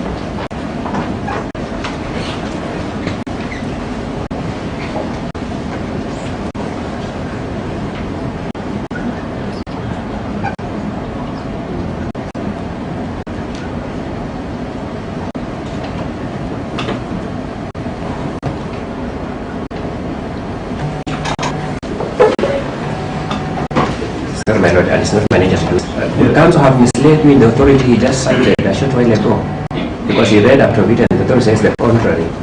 Paragraph 30 of that authority, the court says, I am alive to the fact that the applicants are not fighting the contents of the document, but the lack of the certificate.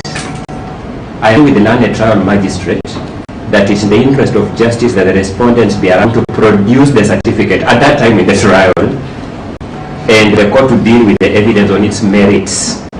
The objection by the applicant is overruled and the application dismissed.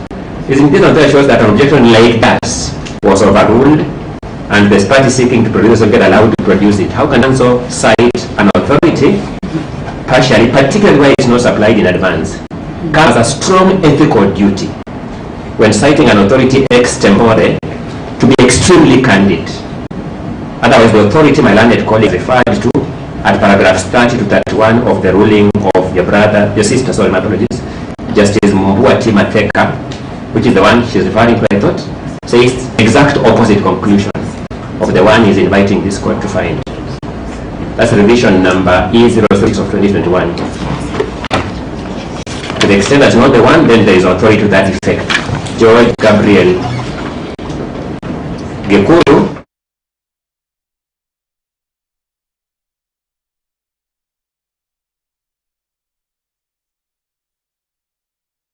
there is no substantive contest on the content of the evidence.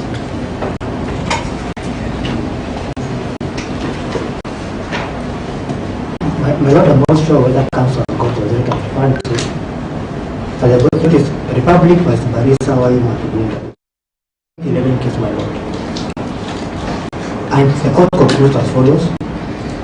In fact, the court concludes that this provision makes it abundantly clear that for electronic evidence to be deemed admissible, it must be accompanied by a certificate in terms of section 106B. Without the required certificate, this CD, to the CD in that case, is inadmissible as evidence, and I do rule the same. And the revision is by justice order of my Lord. And my Lord, to respond to what my senior Kasongoya raised about them being allowed to produce that certificate now. Yes. The meaning of the word accompany is ordinarily that those two must be brought at the same time, concurrently. And my Lord, the issue here is not even mostly about the certificate. It is also about the accuracy and veracity of those videos, because we do not have the source of the videos. We do not have anybody we can cross-examine on the occurrences of those videos. For all we know, they could be AI generated. They could be deepfakes. The internet has advanced recently, my Lord, and it's possible to do things.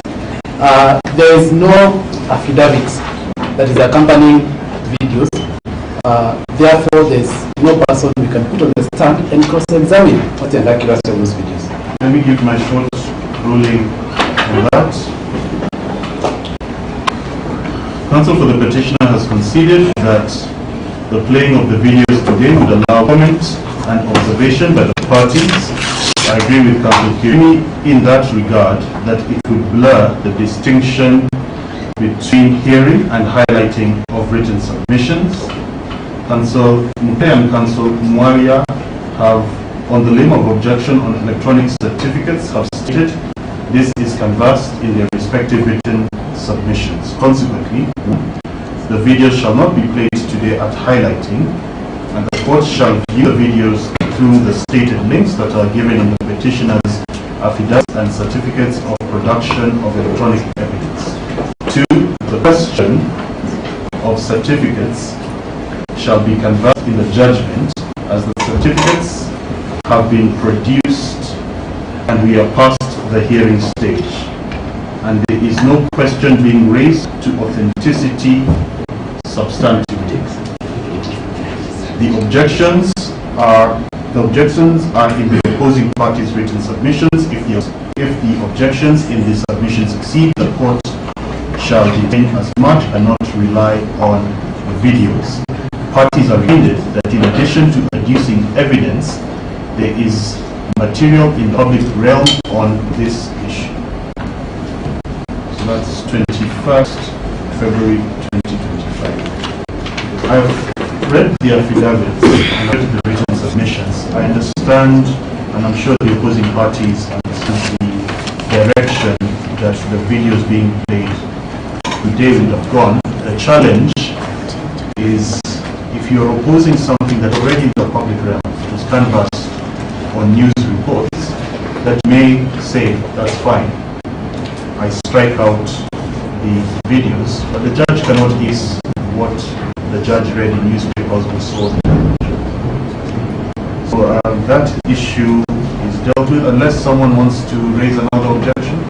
My Lord, not another objection, but in your ruling that you've just given, you have said that no objection relates to the authenticity. You cannot say authenticity is we do not know.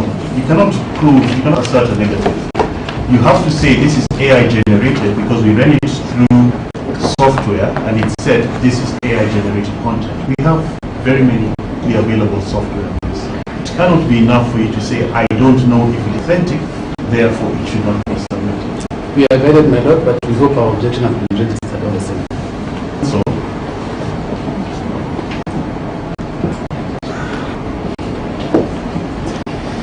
Counsel, please rise. Please rise. Counsel, which video is inauthentic?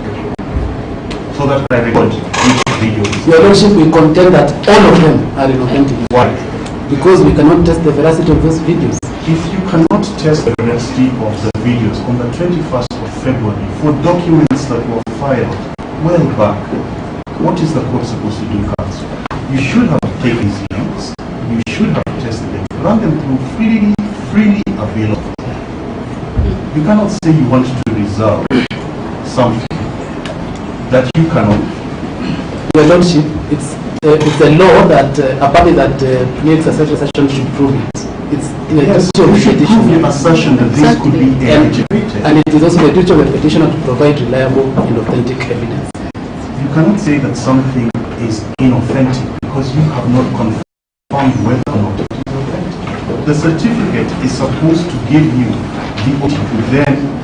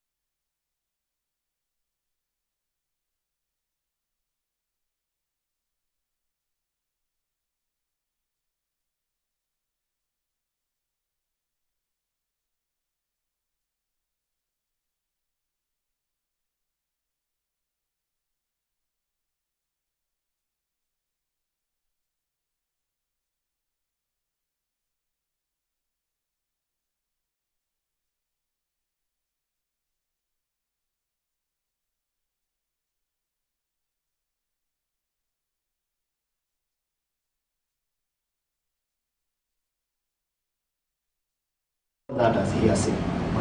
As we see it, my lord, there is no affidavit. They are telling you the judges are saying, the judge Karen Nyamu is saying, but there is no affidavit to authenticate that whether indeed that's their position on this matter as we are in court. Councillor, I must confess, I'm a bit at a loss. I've struck it out, so there's nothing more I can do other than that. That would be the ultimate benefit you gain. What more would you like me to do? In 6:30? That's okay for now. Thank you. Yes, Councillor. Your Lordship, I then swiftly move to the last link of my submissions. That is on the issue of public participation. I need not rehash. Yes, as you're doing that, Yes. As you're on your feet, perhaps your colleagues who are seated can just confirm if the Hansard for, sorry, I can't recall the specific senator, but in the August House was addressing another impeachment proceeding and then referenced this proceeding. Please confirm if it is in your documents, if it is filed, or if it's any interested party. As Institution. Allow me just go straight to the sham, the mockery that is purported to be the public participation that took place in the county of Meru that is related to the impeachment of the governor. yes, Your Lordship, just to ensure that my learned friends will not object to the validity of this report, yes. it is their own report. It is not my report, and it has been annexed by the fifth interested party, the County Assembly of Meru, as JK-41E. JK-41. 41 in brackets E of their replying affidavit. Dated. Replying affidavit dated. I will get it shortly, Your Lordship. It's all right. I'll wait for the yes, please proceed. Yes, as we get the date of the affidavit, Your Lordship, I will invite you to straight away look at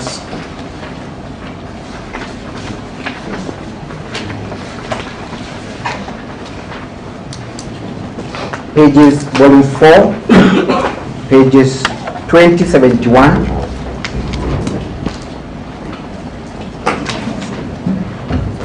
Yes, it is the one dated 16th January 2025. I have confirmed the date, Your Lordship. 16th January 2025. You're saying volume 4? Volume 4. I'm interested in looking at pages 2071, and we compare that to page 2076. You said 2071? Yes, 2071 Of your volume 4? of, yes, we have labeled it at volume 4. Mine ends at page 1385. It is the fifth interested parties. Of the 5th interested parties. Correct. Now, if we had brought all the hard copies, my writing space would have been non-existent. Would we request that the 5th IP perhaps lends us their copy? So, you know, we have the soft copies of all the filings, so that if you can just play it on the screen. The filings were served in soft copy, so we have the volumes actually soft copy. You can display them on the screen for ease of movement. Now, he'd have to log in. My able Mr. Gui would have to log in. My assistant is capable of doing that. The time it will take. Yes. No one has a volume. But, Let me Your just Lordship, have a I can lend you mine. Because I I'm know not taking that. it permanently. I just need to refresh. I can lend you mine, Your Lordship. Just need to refresh in my mind as to what it was. Here's another.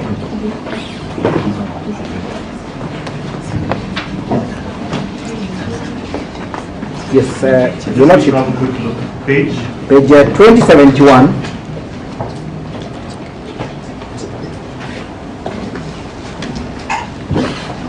Perhaps, my lord, Yes.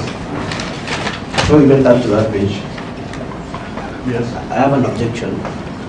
Yes. My lord, the rule in Anarita Kariminjero on precision, in Yes. petitions, the petitioner ought to have set out with precision Yes. the particulars in support of that allegation. My lord, if you check the petition itself, Yes. no particulars have been provided.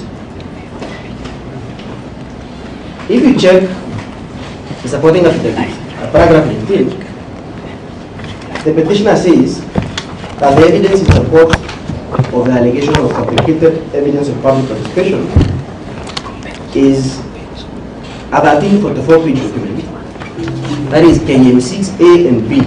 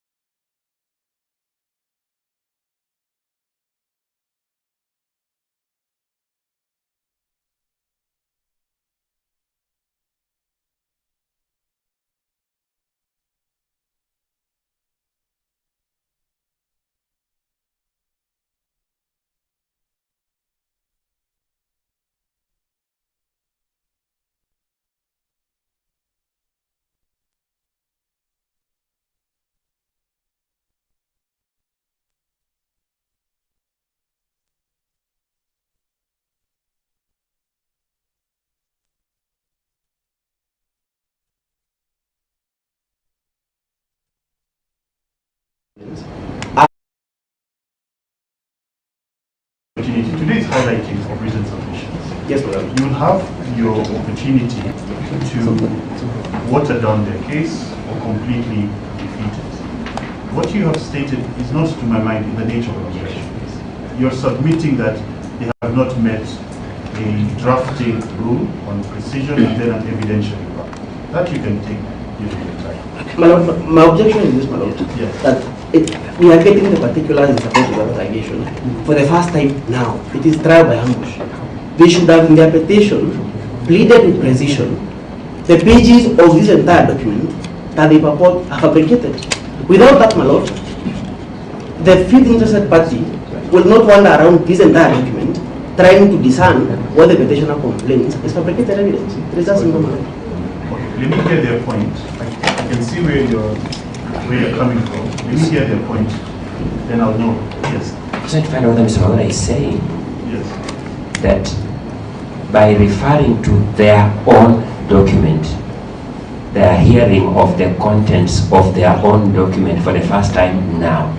I must concede sometimes I was Lord and my Lord. But for a counsel to stand at the bar and suggest that referring to his own document is trial by ambush, I may require clarification as to what ambush means. Counsel, as I stated earlier, I'm struggling because if I sustain your objection, then the only thing I can do is strike out those pages. My lord, my request is not that you strike out those pages. Those pages are indeed, the pages they have put in their submissions are indeed in my bundle of documents, that is Annex K41E. Yes. My objection is very simple, my lord, that they ought to have provided the particulars of this fabricated evidence of public participation, whether in their annex, because this JK41E is the same as Annex KM6A and B in their document. So what we should do, because you've stated the three ingredients. One, that it is already in their submissions. Two, that it's in your documents, it's in an opposing side's document.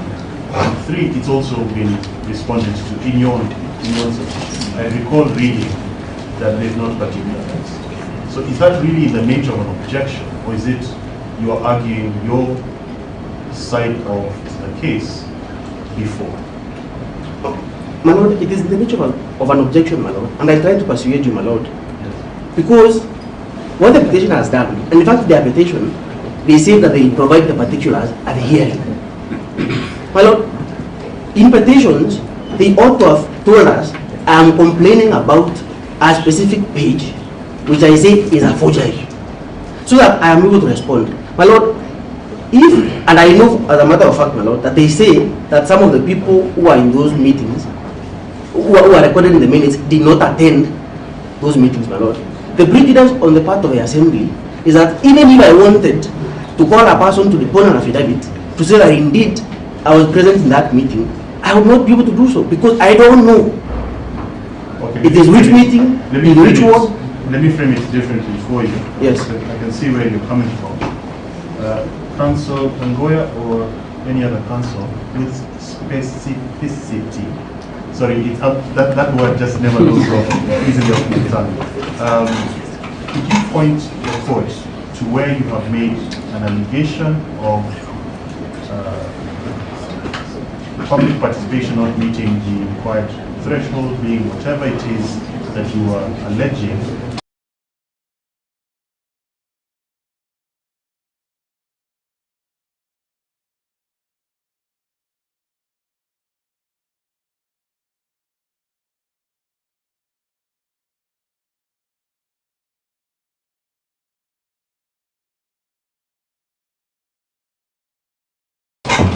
Within an affidavit petition, and then.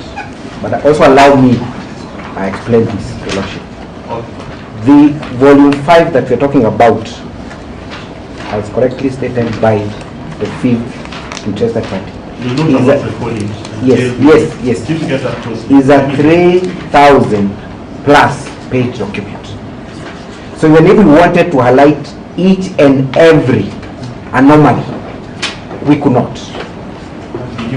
Did you cite any anomalies? Yes, we did, Your Lordship.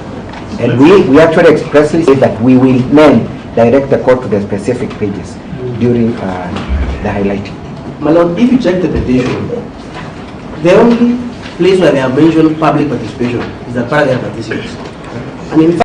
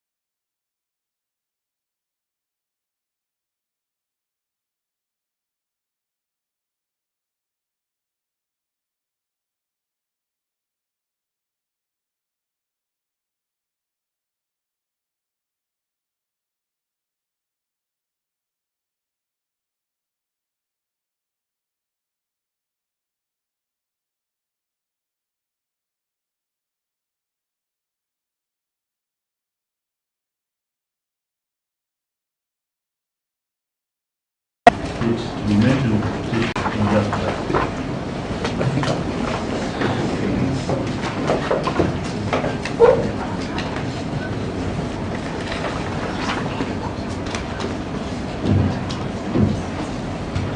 Just allow us some time, Your Lordship. So I think it is a good time for us now to begin discussing one or two things. We are at 1 minute to 2.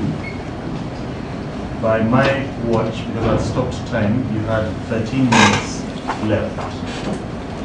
And then 10 minutes for the first interested parties, or rather the interested parties in support.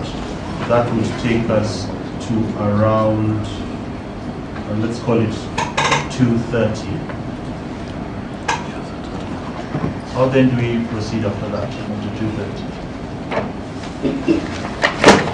My Lord, with your kind permission, Yes. I had not been allocated time, on behalf of the second interested party. So I could give you 10:10. That would then take us to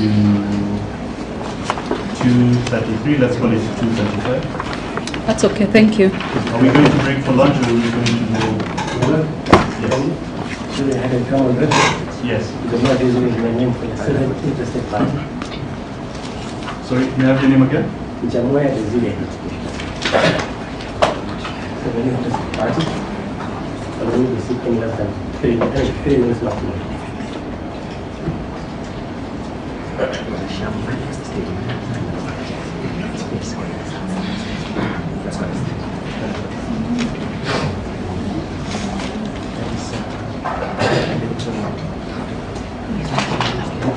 May I make a suggestion? Can we reconvene in, let's take a 20-minute break. That will then be in substitution to lunch. And we come back at 2:20. Everyone just grabs a quick cup of tea. We will continue from where we've left off. Before we go, may I just, objections are coming very fast, and you can see the documents we have. So it takes a bit of time to trace material. Yes. What is sure is that every issue we have submitted on is available in our filings. Yes. I'm not determined the objection. Yes, correct. All I've said is, let's take this. Let's call it half an hour. Correct.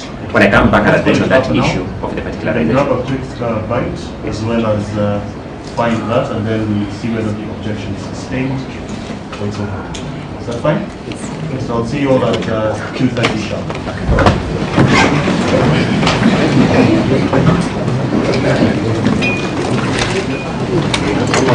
Don't make noise. They can help now.